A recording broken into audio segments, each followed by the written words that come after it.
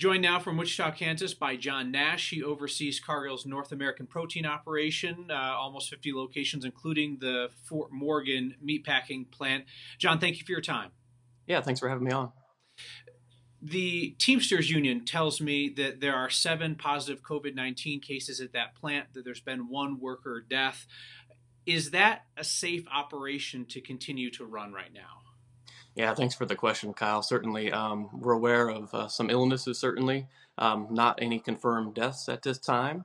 And we've been working with the Northeast Colorado Health Department to make sure that that is a safe operation. So the one guiding light we will always have is that if we can't run that facility safely and with the right food safety controls in place, we will not run it.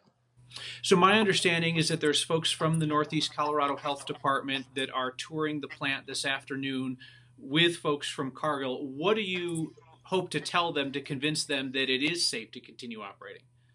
Yeah, one of the most important things we've done is put in a bunch of controls. We're taking temperatures before people enter the facility. We've got enhanced screening as well. We're taking social distancing very, very seriously. We've put barriers up between workstations to make sure that as people are doing their work, that there is distance between them. We've done a lot. We've made a ton of investments to ensure that our people are safe, and we'll certainly continue to do that. To what extent is it possible to social distance on the line? I think folks have a general idea of what the inside of the plant might look like. In the plants that I've been in, there's a lot of folks that are pretty much elbow to elbow working in pretty close quarters. Yeah, it can be a challenge in some areas, and that's why the barriers are so important. So in the areas where it's more difficult, we've actually put up plastic guides to make sure that people aren't too close together, and then there's actually a true separation between them. One of your employees told the Fort Morgan Times that face masks had only been provided to lead foremen and other managers. Can you guys provide a mask to every employee who wants one there? By the end of this week, we will be able to do that, and that I don't believe that that is true. Actually, I mean, we would never provide a mask to some people versus others. That is just not how we would run the business. Until we can put them on all employees, we won't do that. And as you know, across the country, getting masks has been a real challenge. And certainly our procurement teams have worked very hard to do that. But we will have them shortly, and then absolutely make sure that every single employee can have them. Certainly anybody who's in a workplace right now understands that it's a two-way street. You need management to buy in, you need employees to buy in. Do you feel like you have buy-in from the plant employees there in Fort Morgan to do the things that they need to do to keep themselves and their coworkers safe?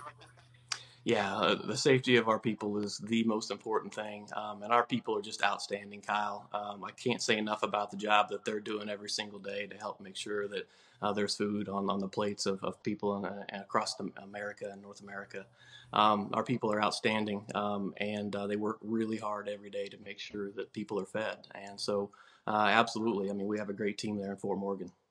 So, folks in Colorado are well aware that the JBS plant in Greeley is closed for a couple of weeks for cleaning.